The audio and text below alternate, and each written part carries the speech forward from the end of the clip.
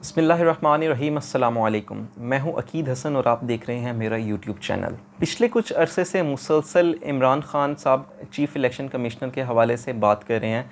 किस तरह से चीफ़ इलेक्शन कमिश्नर जो है वो तहरीक इंसाफ के ख़िलाफ़ और मौजूदा वफाकी हुकूमत की हक़ में मुसलसल इक़दामात कर रहे हैं। अब बाकायदा पूरी एक लिस्ट भी जारी कर दी गई है कि किस तरह से तहरीक इंसाफ को नुकसान पहुंचाने की कोशिश की गई और अब भी हो रही है।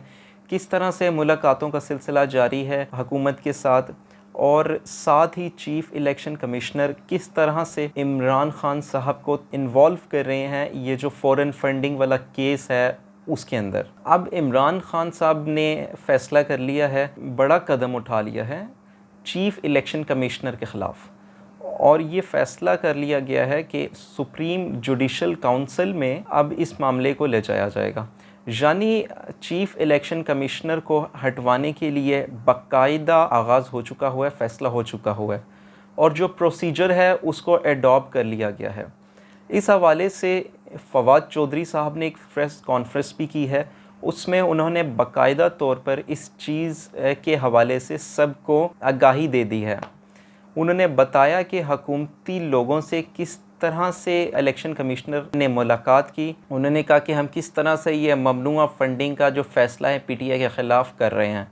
अब एक जज होते हुए, क्योंकि चीफ़ इलेक्शन कमिश्नर एक जज के बराबर है ओहदा, मतलब कि यहाँ पर जो इनके फ़राइज़ हैं, ज़िम्मेदारियाँ हैं, अखलाक़ी ज़िम्मेदारियाँ, वो बिल्कुल उसी तरह से ही हैं जिस तरह एक हाई कोर्ट वग़ैरह के जज की होती हैं। तो क्या सवाल ही है कि एक जज मिल सकता है किसी एक पार्टी से जब वो फ़ैसले की पोजीशन में हो, जब एक केस चल रहा है एक मुखालिफ पार्टी के से मिलकर क्या वो एक दूसरी पार्टी के ख़िलाफ़ फ़ैसला दे सकता है? ये कैसे मुमकिन है? इसी तरह से इमरान ख़ान साहब ने हाल ही में कहा था कि चीफ़ इलेक्शन कमिश्नर बताए कि रात को ये जो खुफिया मुलाकातें हैं ये हमज़ा साहब से या मरीम साहिबा से क्यों हो रही है, ये लाहौर क्यों जा रहे हैं, वहाँ पे जाने का क्या मकसद है। लेकिन फिर बाद में तर्जुमान इलेक्शन कमिश्नर के तरफ से बात आई थी कि वो सबके सामने मिलते हैं, वो छुप के नहीं मिलते, ऐसी कोई बात नहीं है। तो मुलाकातों को इसका मतलब है कि डिनाई नहीं किया गया। इसी तरह से पूरी की पूरी एक फ़हरिस्त जारी की गई है पीटीआई की तरफ से, जो इलेक्शन कमिश्नर के ऊपर इल्ज़ामात हैं उनकी पूरी एक फ़हरिस्त जारी की गई है। सबसे पहले तो मैं आपके सामने ख़बर रख रहा हूँ कि चेयरमैन पाकिस्तान तहरीक इंसाफ इमरान ख़ान साहब ने चीफ़ इलेक्शन कमिश्नर के ख़िलाफ़ जुडिशल रेफरेंस डायल करने का फ़ैसला कर लिया है। ये अब एक आइनी और कानूनी प्रोसेस है जिसके तहत चीफ़ इलेक्शन कमिश्नर को हटाया जा सकता है। इमरान ख़ान साहब की ज़ेर क़यादत इनकी पार्टी का एक इजलास हुआ जिसमें इलेक्शन कमिश्नर और उनके अरकान की हुकूमती वफ़द के साथ मुलाकात की शदीद मज़म्मत की गई। पूरा एक माहौल बनाया जा रहा है कि इनके ख़िलाफ़ जो है वो फ़ॉरेन फंडिंग का फ़ैसला दिया जाए।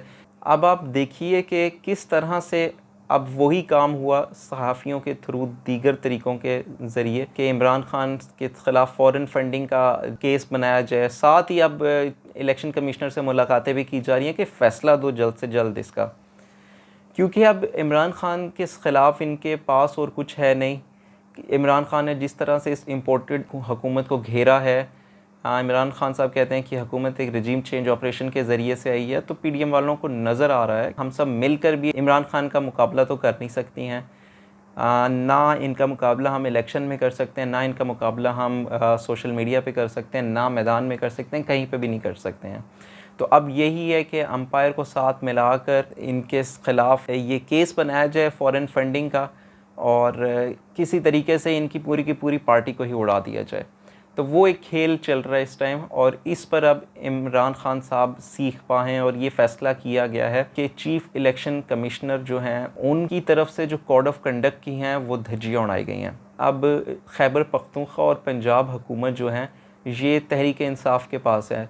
अब ये दो सूबाई असम्बलियाँ इलेक्शन कमिश्नर के ख़िलाफ़ अदम एतमाद की करारदाद लेकर आएंगी अपने अपने सूबों में। यानी मुल्क के दो एक अहम सूबे और दो बड़े सूबे हैं, वो ये कह रही हैं, वहाँ की हुकूमतें कह रही हैं कि हमें इलेक्शन कमिश्नर के ऊपर एतमाद ही नहीं है। तो किस तरह से इलेक्शन कमिश्नर अपनी ज़िम्मेदारियाँ निभा सकेंगे। इमरान ख़ान ने चीफ़ इलेक्शन कमिश्नर के ख़िलाफ़ कार्रवाई करने की मंजूरी दे दी है। इस्लामाबाद में इससे पहले जो तहरीक इंसाफ के रहनुमा फवाद चौधरी हैं उन्होंने कहा कि इलेक्शन कमिश्नर की पीडीएम के मुख्तलिफ रहनुमाओं के साथ मुलाकातें हुई हैं, जिसमें ये सारी की सारी डिटेल सामने आई है कि किस तरह से जो इनके ख़िलाफ़ पीटीआई वालों के ख़िलाफ़ फ़ॉरेन फंडिंग का केस जल्द से जल्द शुरू की जाए।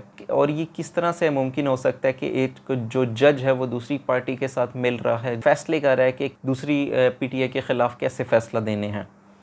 तो इमरान खान साहब इस टाइम यही कह रहे हैं कि ये सारा कोड ऑफ कंडक्ट की खुली खिलाफ वर्जी है और इसके ख़िलाफ़ वो ज़रूर कदम उठाएंगे। वो अदम एतमाद की तहरीक जमा करवाएंगे दोनों सूबाई असम्बलियों में, ताकि जल्द अज़ जल्द जो है वो इस चीफ़ इलेक्शन कमिश्नर को फ़ारिग किया जाए। और इमरान खान साहब ने एक साफ़ बयानिया दे दिया कि वो इस चीफ़ इलेक्शन कमिश्नर के अंडर कभी भी इलेक्शंस में नहीं जाएंगे। जी बिल्कुल, उन्होंने ये साफ फैसला सुना दिया कि जब तक चीफ़ इलेक्शन कमिश्नर अपने ओहदे पर फाइज़ है वो इलेक्शंस में नहीं जाएंगे। जबकि दूसरी तरफ इमरान खान साहब इलेक्शन को जल्द अज़ जल्द करवाने के हवाले से भी बयानिया दे रहे हैं। तो इसका मतलब है कि चीफ़ इलेक्शन कमिश्नर को जल्द अज़ जल्द हटाया जाए और उसके बाद जल्द अज़ जल्द इलेक्शंस भी करवाए जाए। तो अब ये इमरान खान साहब ने फ़ैसला कर लिया है, अपनी टीम को कह दिया है कि बिल्कुल अब इस तरफ बढ़ा जाए। अब जो पूरी एक चार्ज शीट है वो जो तहरीक इंसाफ की तरफ से आ रही है, जो चीफ़ इलेक्शन कमिश्नर के ख़िलाफ़ है, वो मैं आपको अभी बता देता हूँ कि किस तरह से मुसलसल जो फ़ैसले तहरीक इंसाफ के ख़िलाफ़ किए जा रहे हैं इलेक्शन कमीशन की तरफ से, उसमें जानिबदारी और बुग़्ज़ की एक वाज़िया मिसाल है तहरीक इंसाफ की अकॉर्डिंगली। उनमें जो कुछ नुकात ये हैं कि ईवीएम की मुखालफत, ओवरसीज़ वोटिंग की मुखालफत एक है पॉइंट। इसके अलावा सेनेट इलेक्शन में ओपन वोटिंग कराने से इनकार किया।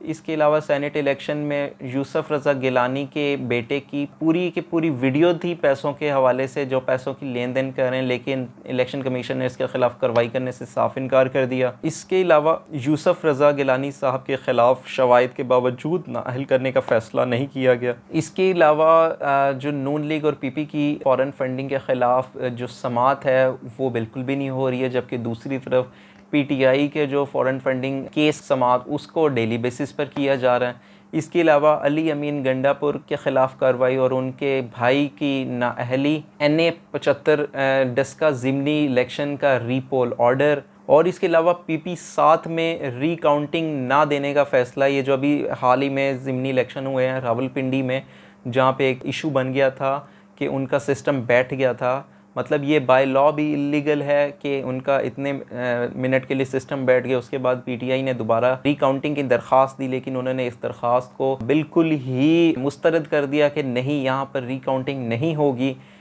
ये भी उनके पीटीआई मुखालिफ बयानियों में से एक बयानिया था। इसके अलावा मुतअद्दिद ऐसे मकामात पर इलेक्शन कमीशन और इलेक्शन कमिश्नर हैं, उन्होंने गैर जानिबदारी का मुज़ाहरा नहीं किया बल्कि जानिबदारी का मुज़ाहरा किया पीटीआई के ख़िलाफ़। तो ये कुछ नुकात हैं जिनको पीटीआई, ख़ास करके पीटीआई के चेयरमैन साबिक़ वज़ीर-ए-आज़म जनाब इमरान खान साहब बहुत ख़दशात रखते हैं और वो चाहते हैं कि जब तक इनके ख़िलाफ़ कार्रवाई नहीं होगी वो अब मुज़ाहरा रिकॉर्ड कराते रहेंगे, एहतजाज रिकॉर्ड कराते रहेंगे। और अब इसी सब के पेश नज़र वो एक तहरीक अदम एतमाद भी जमा करवाने वाले हैं, जिसमें उम्मीद तो बहुत है कि चीफ़ इलेक्शन कमिश्नर के ख़िलाफ़ फ़ैसला आएगा और ये अपनी ड्यूटी से जो हैं वो फ़ारिग हो जाएंगे। वैसे भी अगर मुल्क के इतने दो बड़े सूबों के अंदर उनके ख़िलाफ़ अदम एतमाद कामयाब हो जाती है तो यहाँ पे एक इख़्लाक़न भी उनके ऊपर फ़र्ज़ हो जाता है इलेक्शन कमिश्नर के ऊपर कि वो जल्द अज़ जल्द अपने ओहदे से फ़ारिग हो जाएं। तो इंशाल्लाह आपको मैं बताता रहूँगा, साथ साथ अपडेट करता रहूँगा। जो नई अपडेट आती है इलेक्शन कमिश्नर के हवाले से और पीटीआई के इनके ख़िलाफ़ कदम उठाने के हवाले से, मैं आपको अपडेट करता रहूँगा। आप मेरे चैनल को सब्सक्राइब कर लीजिए। मुलाकात होगी एक नई वीडियो के साथ, तब तक के लिए इजाज़त दीजिए। अल्लाह हाफ़िज़।